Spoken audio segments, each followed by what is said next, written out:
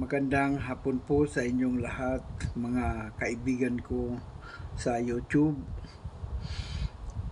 Tayo po ay narito muli upang tumugtog ng isang awitin sa Himpapawid. Sa araw na ito, tayo po ay tutugtog ng isang awiting Secret Love.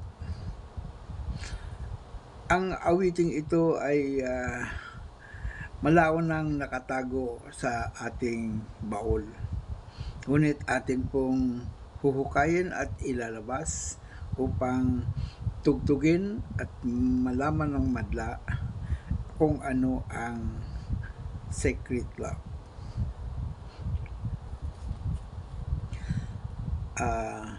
Ang secret love ay ating tutugtugin sa pamamagitan ng ating swan harmonica 10 holes key of C.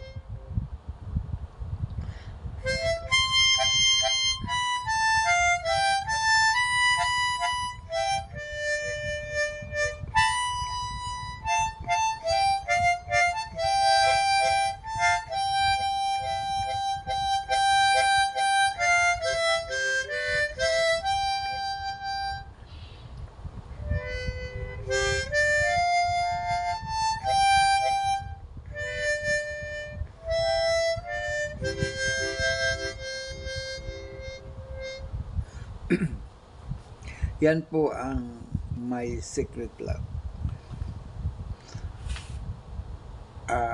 Ang awiting ito ay aking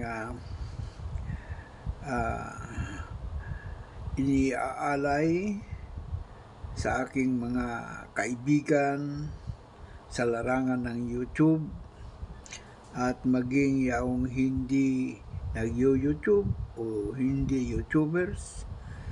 Kayo po ay aking binabati sapagkat kayo ay aking taga-subaybay. Sa pamamagitan ng inyong pakikinig ay nalalaman kong naririyan kayo sapagkat ay sinasabi ninyo na kayo ay nakinig ng aking tugtugin.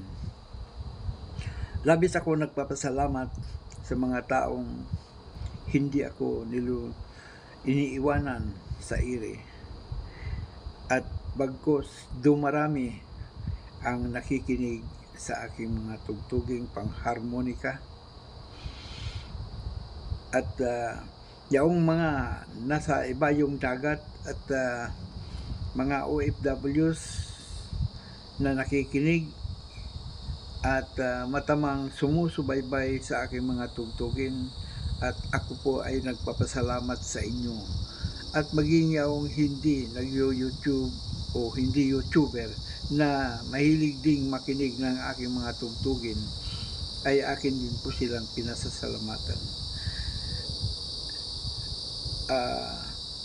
Ako po ay mayroong kaunting kahilingan lagi sa inyo na kung maaari ay tayo po ay sumunod sa community guidelines ng YouTube at maging magalang sa tuwina sa pagbibigay ng mga komento sa mga videos na ating napapanood.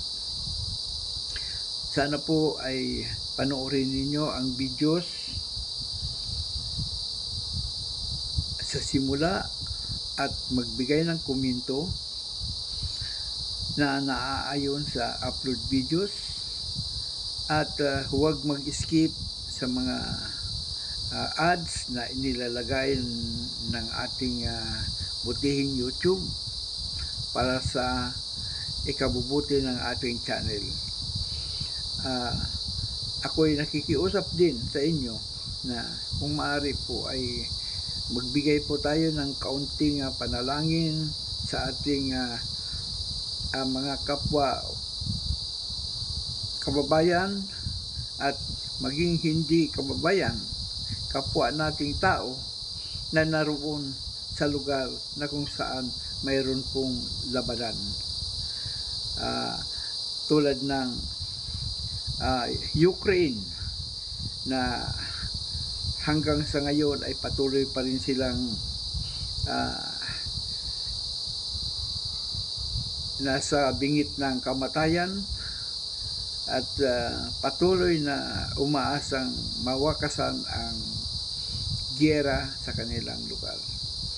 At maging sa Israel at Hamas, na kung saan ang Hamas ay nasa Gaza, yung mga Hezbollah na nandoon sa Golan Heights sa may Lebanon, at yung iba sa Syria, sa Iran, Egypt, at lahat ng mga bansang na nakapaligid sa Israel, ay ipinalangin natin na sana'y maghunos dili sila sa paggawa ng karahasan maaring ikapanakit ng kapwa.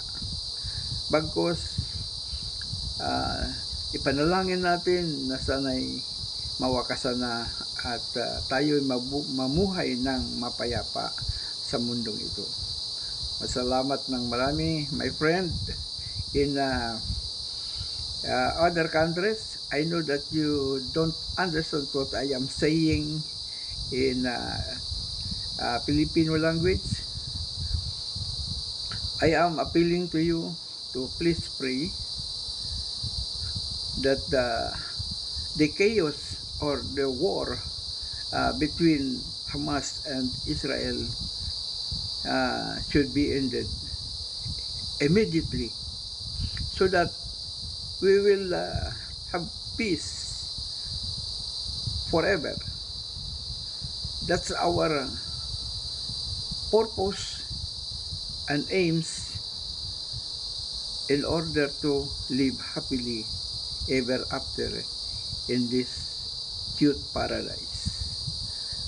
Thank you very much for listening to my message and my music. Thank you so much, my friend. Salamat po marami sa ating mga kababayang Pilipino, at sana'y nasaligtas kayong kalagayan sa araw na ito. Mag-ingat lagi.